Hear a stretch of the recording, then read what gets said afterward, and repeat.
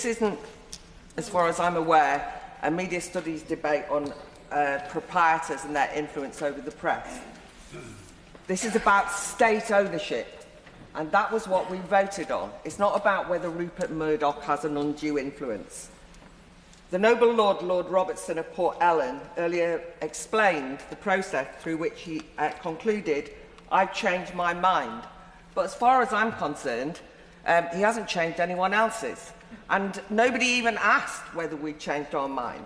Because the second thing that this is about is that this is about subverting the primary law that we all voted on behind our backs.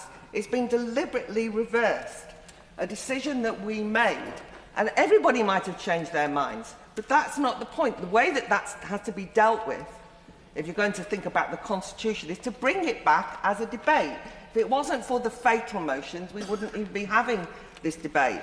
And then the final thing is the context. Everybody that's spoken has stood up and said, we believe in press freedom. In this country, press freedom is ultimate. Each party declares that they are for press freedom.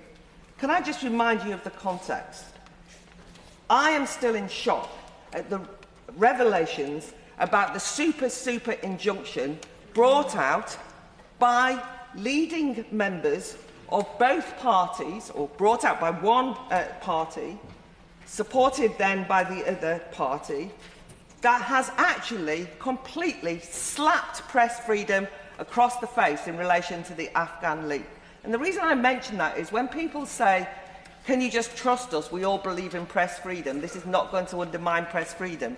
Press freedom is already under pressure. We've seen that behind the scenes, the press can be denied right to information that they should have had in relation to that Afghan scandal.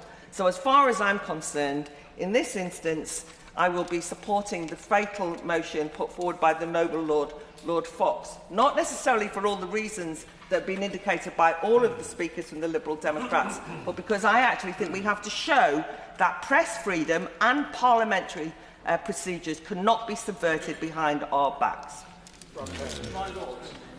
I've been listening.